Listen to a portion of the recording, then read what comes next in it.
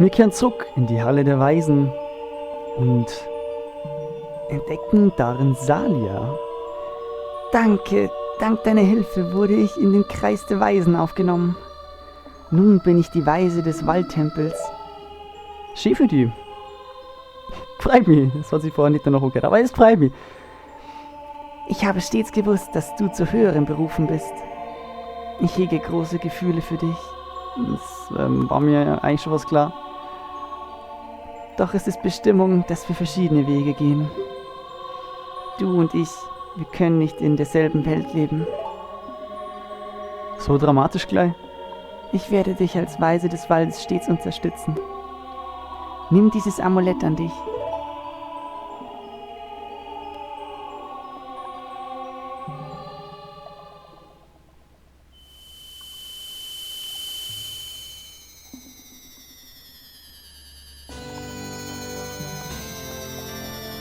Das zweite Amulett. Oh yeah. Das Amulett des Waldes. Salia gibt sich als eine der Weisen zu erkennen und überträgt dir ihre Kraft. Ja, ist ja gut so, dass Salia da die Weise vom Waldtempel ist. Ich werde immer deine Freundin sein. Ja, schon. Aber nur Freunde, ja? Danke. Hey, wir sind beim Dekobaum. Da wollte ich eh mal hin. Chillig. Lol.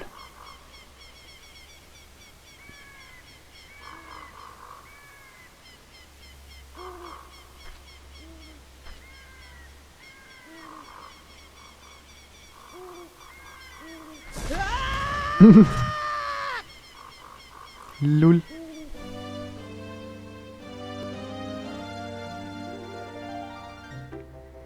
Seid gegrüßt, ich bin der Spross des Dekobaumes. Weil du und Salia den Flug vom Waldtempel genommen haben, kann ich wachsen und sprießen. Hab Dank.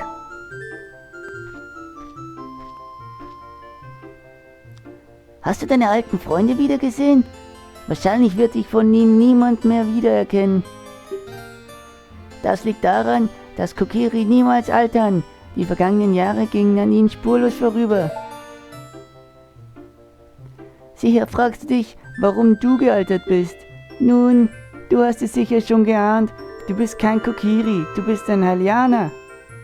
Ich bin froh, dir dieses Geheimnis endlich offenbart zu haben. Okay. Das ist der Spross des Dekobaums. Ist ja schön, dass der nur irgendwie Leben in sich hat. Vor langer Zeit fand in Hyrule ein Krieg statt, der nahezu eine halbe Dekade andauerte. Um diesem Krieg zu entkommen, gab eine junge hylianische Mutter ihr Baby in die Obhut des Waldes.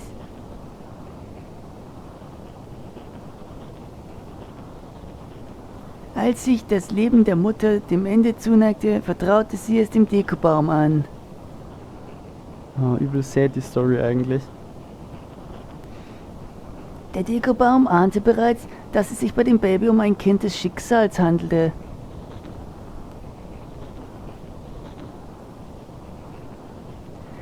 Die Kokiri zogen das Kind auf und es lebte dort bis zu jenem Tag, da sich die Prophezeiung erfüllte.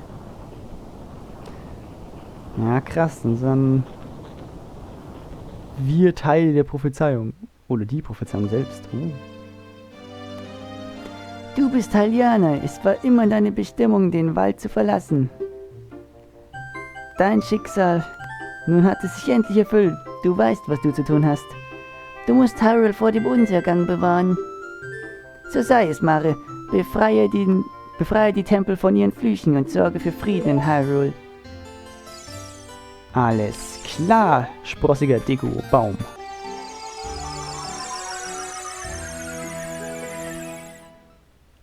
Und so schaut das Ganze aus, wie man sie portet.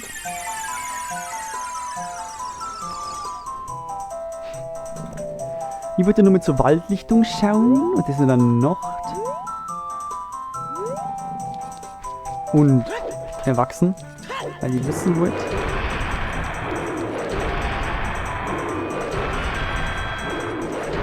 Ob jetzt irgendwo eine goldene Skulptur ist oder nicht. Und da ist sie, die Skulltula, die goldene. Also, war schon mal keine Fehlinformation. Sehr gut. Aber man muss halt groß sein.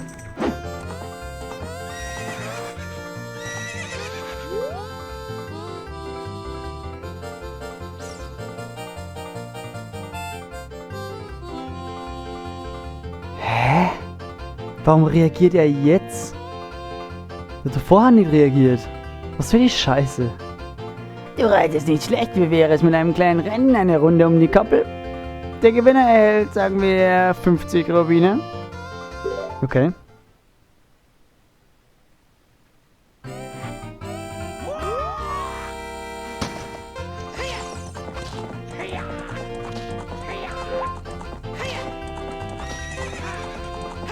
So, hier an der Innenbahn wären vorbei.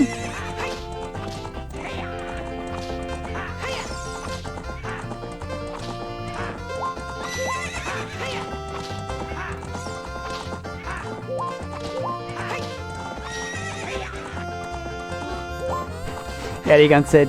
Heia, heia.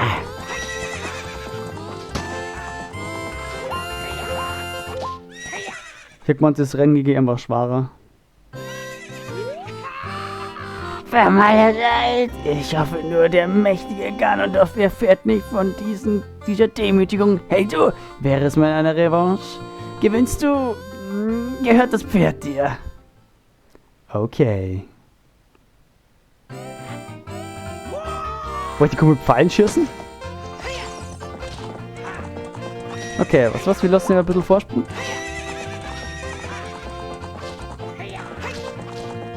Und wir dann in der Innenbahn an ihm vorbeiziehen. Eventuell. Außer es läuft gerade so wie jetzt, dann halt nicht.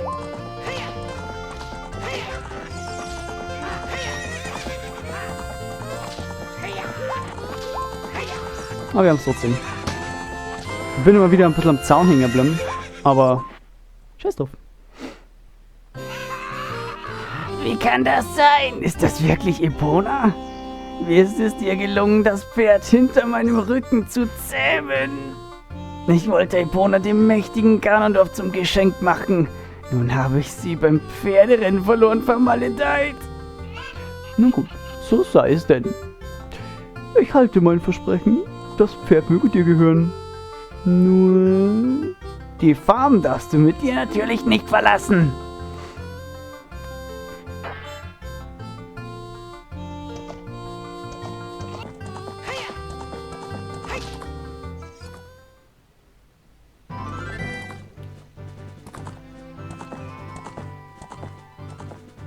Wir machen uns einfach so aus dem Staub.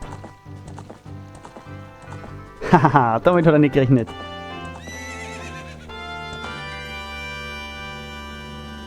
Epona ist frei.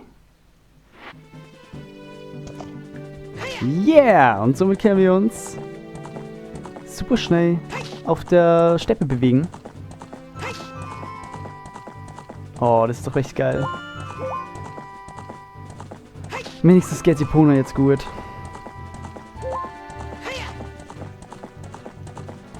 Und es ist echt cool, dass wir uns so fortbewegen können. Gut. Ich wollte noch Kakariko.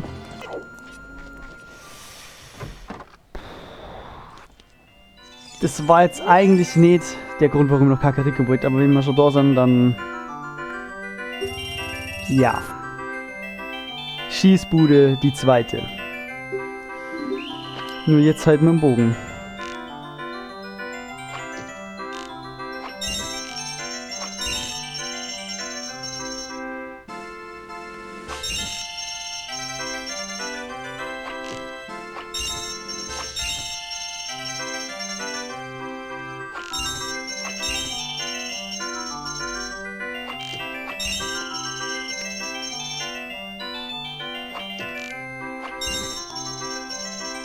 Nein!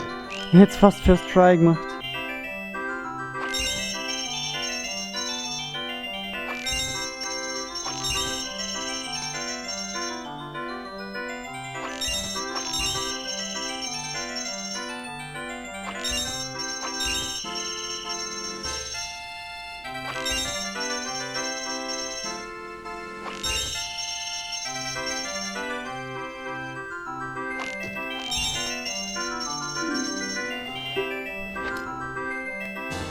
Ja, der große Köcher. Jetzt kannst du insgesamt 40 Pfeile tragen. Danke. Danke. War wichtig. War wirklich wichtig. Wir brauchen viel Pfeile. Gut. Es ist besser gegangen, als ich gemeint habe. Und das gleiche Spielchen schon wieder. Was zum Teufel? Kann man denn nicht mal für eine Sekunde die Augen zumachen? Du, Alter. Du hast Marlon gerettet? Danke. Dann kann ich ja wieder auf die Farm zurück. Hobby gerettet? Hobby das? Ich hab Marlon gerettet? Wo hab ich Marlon gerettet? Hobby Marlon gerettet? Ich hab gar nichts gemacht. Achso, ja, die Mama ist wieder zwang. Oh, Kiki sieht ja sehr gesund und fröhlich aus. Es muss eine arge Schlafmütze geweckt haben. Das hast du gut gemacht. Ich werde dir ein sehr seltenes Hühnchen mitgeben, wenn du willst. Ich nenne es Henny. Es hat einmal meinem Bruder gehört. Die blauen Federn sehen sehr schön aus, nicht wahr? Es ist so süß. Seit mein Bruder verschwunden ist, gackert Henny gar nicht mehr. Möchtest du Henny behalten? Ja. Du hast Henny bekommen. Blaue Hähner. Okay. So, und jetzt können wir zu diesem Dude hier gehen. Der anscheinend der Bruder von der Hähnerfrau ist. Der nicht nutzt. Henny, was? Ich dachte nur ein netter Mensch, wie ich kann dich zähmen. Das bedeutet, du musst in Ordnung sein. Ja, ganz bestimmt, ich vertraue dir. Tust mir einen Gefallen. Bring dies hier zum Laden der Hexe Asa in Kakariko. Doch lass dir nicht zu viel Zeit, denn sonst löst es sich auf. Ja. Schimmelpilz. So ein frischer Pilz fault sehr schnell, also bring ihn rasch zum Hexenladen in Kakariko. Okay, 3 Minuten. Der.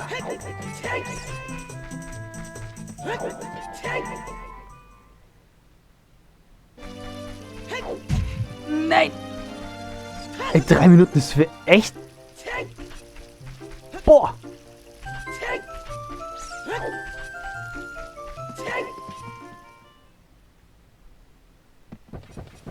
Was ist, wenn ihr kurz ins Inventar geht? Stört es danach oder?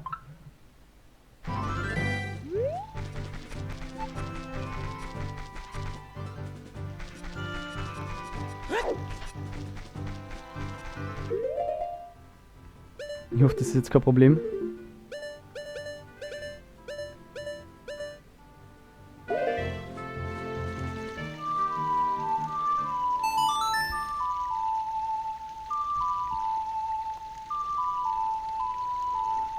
Okay, Brunner. Komm her. Schnell. Wir müssen los. Und zwar dringend. Aussteigen. Sofort. Alter.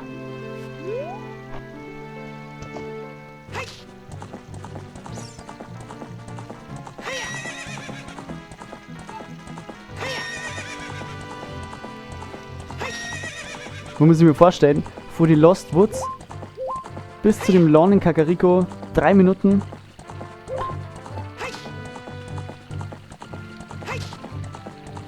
Aber mit Epona sind wir schon um einiges schneller.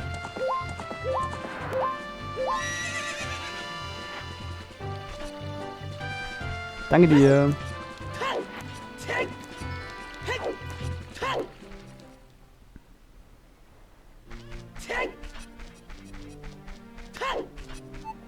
Boah, was mir gerade aufgefallen ist. Gut, dass Dog ist.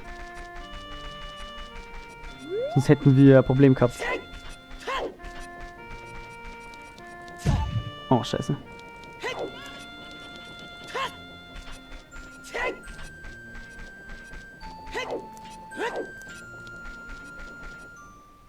Und ja, ich weiß, das ist der falsche Magie-Lawn.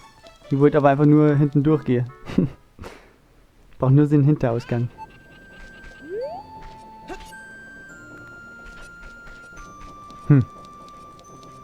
Irgendwie hätten 2 Minuten gelangt. Hallo? Der wie Ray? Alter, what the fuck?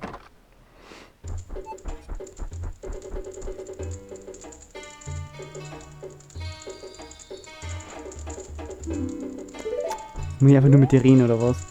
Schnüffel, schnüffel. Welch ein seltsamer Duft. Du musst etwas gefunden haben. Ja. Hab ich ja. Hier. What the fuck? Du streichelst einen Tiger? What the fuck? Dieser Taugenichts, er musste unbedingt in den Wald gehen. Ich verstehe. Hey, gib das sofort her. Ja.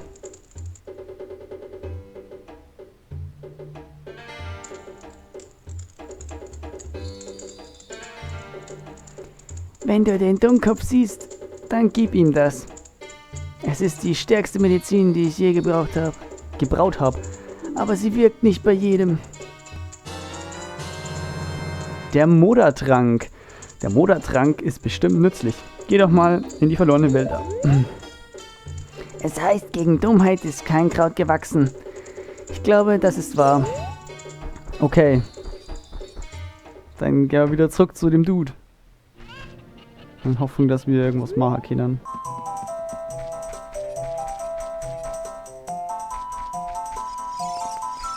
Der Dude ist weg. Der, den du suchst, ist nicht mehr hier. Jeder, der diesen Wald betritt und kein Kokiri ist, ist verdammt. Hä? Und wie? Jeder. Sicher hat er sich schon längst in eine Pflanze verwandelt. Ja, und jetzt?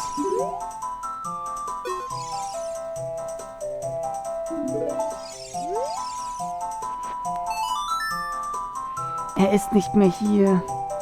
Jedes Wesen, das kein Kokiri ist, ist in diesen Wäldern verloren. Ja?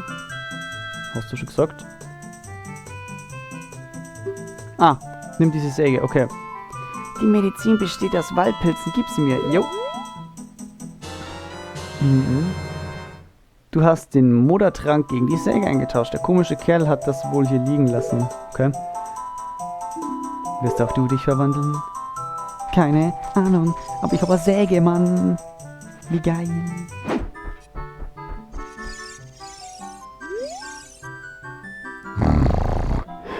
Wie schön, dass mir Talon vergeben hat.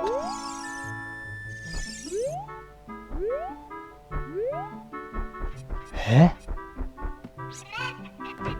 Wie schön, dass mir Talon vergeben hat? Wie, hä? Ist jetzt auf einmal nett, oder was? Vor allem, wo ist er denn? Wo ist er denn?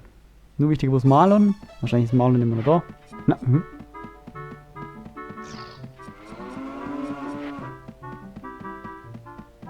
Wo sind die zwei?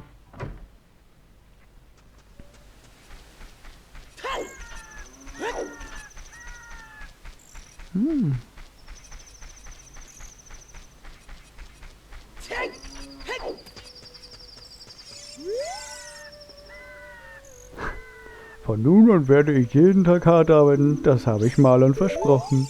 Oh, shit.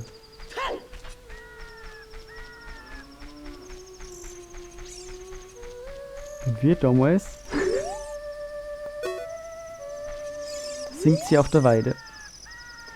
Basil, mir scheint, er war von bösen Mächten besessen. Im Grunde ist er ein gutmütiger Mensch.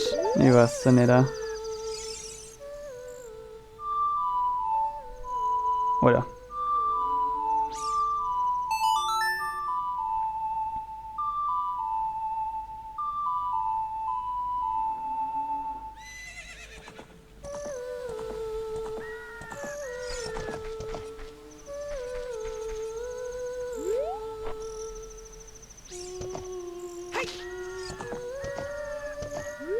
Hallo? Mich kurz mit ihr reden. Juckt es sie gar nicht, dass ich Epona reiten kann? Marlon, was ist los mit dir?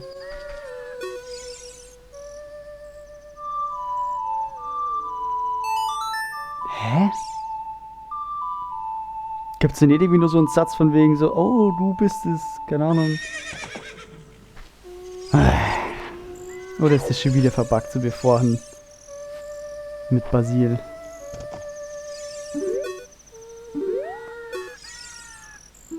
Ach, verpiss dich. Das kann doch nicht sein. Wir sollten uns einmal auf den Weg zum Todesberg machen, weil es da echt gefährlich ausschaut. Und mit Sicherheit die Koronen wieder in Gefahr sind oder I don't know. Sehen wir dann. Okay, erstmal rollt da was runter.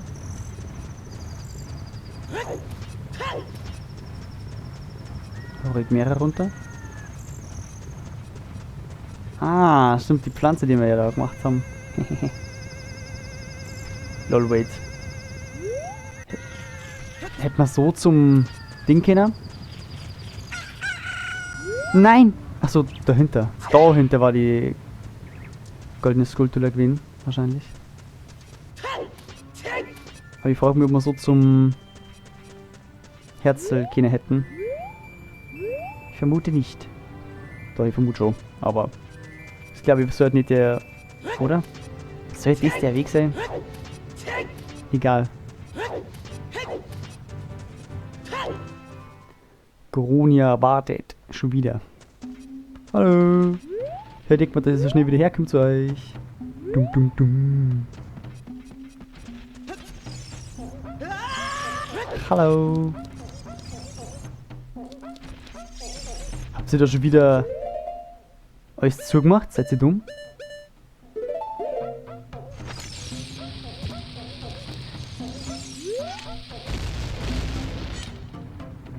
Really?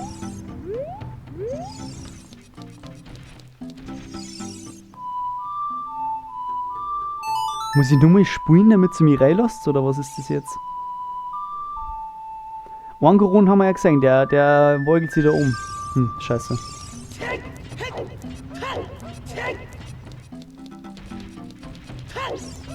Gibt's erstmal gleich wieder ein Rätsel, toll.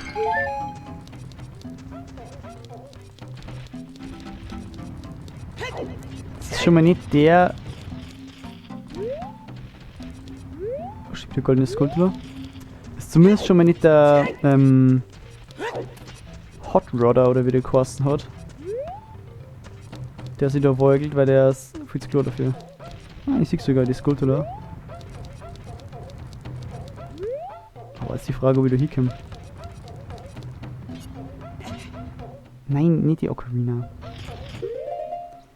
Ich brauche einen Fanghaken.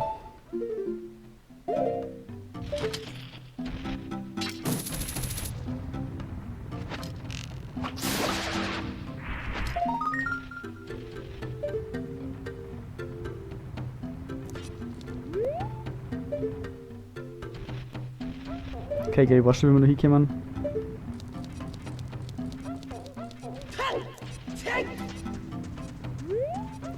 Aber jetzt möchte ich schauen, was der Corona da so macht. Okay, der Schwedel ist nicht mehr da. Muss ich den wahrscheinlich auch wieder stoppen.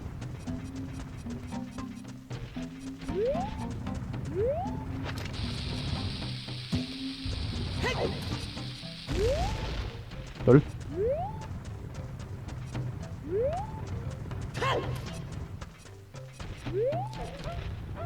Der dreht einfach um.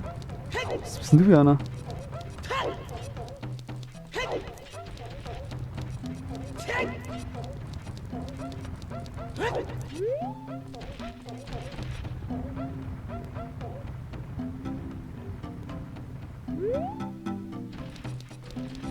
Jetzt dreht er doch nicht um.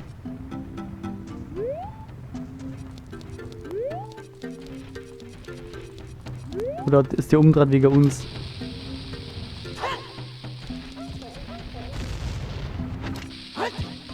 Ah ja, tatsächlich. Wir müssen tatsächlich so aufhalten. Wie konnte das gelingen? Du bist einer von Ganon of Slorten. Höre meinen Namen und neige dein Haupt in Ehrfurcht.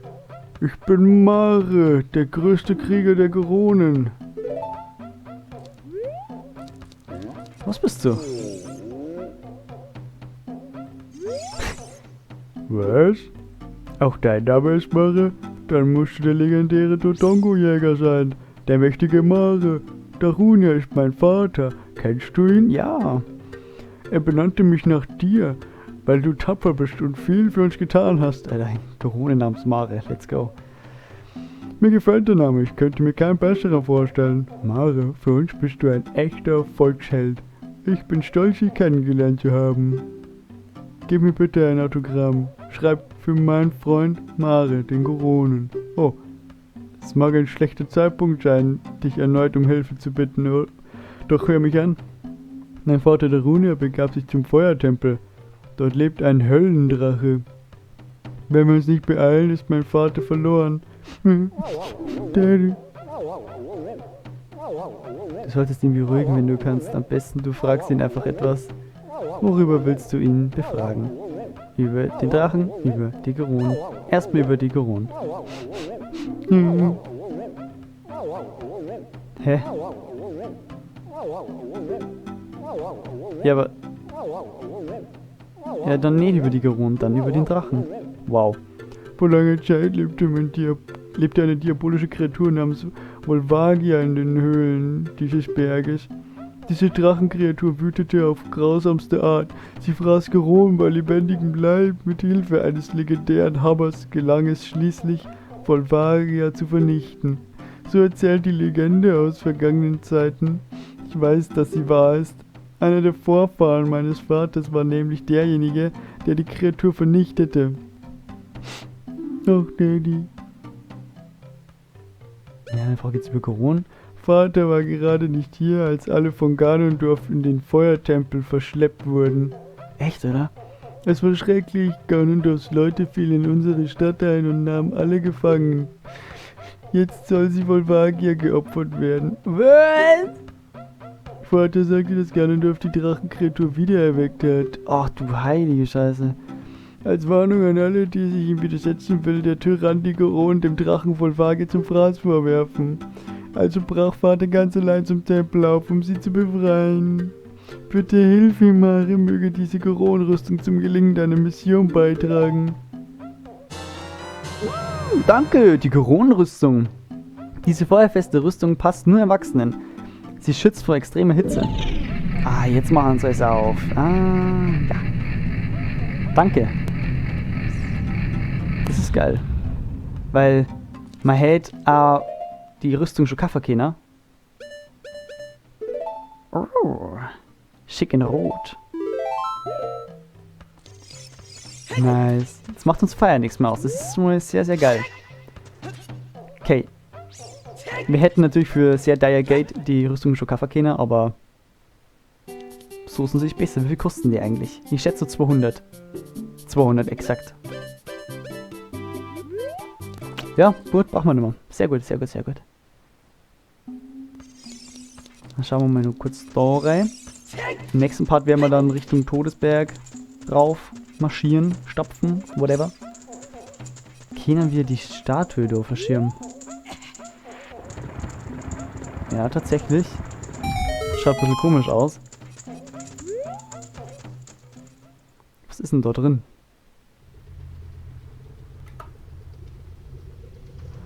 Todeskrater.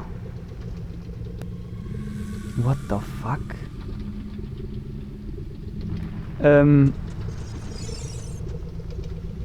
What the... okay, ich habe jetzt gerade nicht damit gerechnet, dass... dass wir zum Todeskrater so kämen.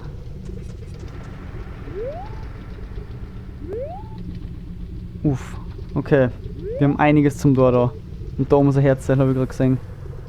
Oh, wie kommt man denn da schon wieder hier? What the fuck? Puh, okay. Naja, das gibt's dann im nächsten Part. Die Maison.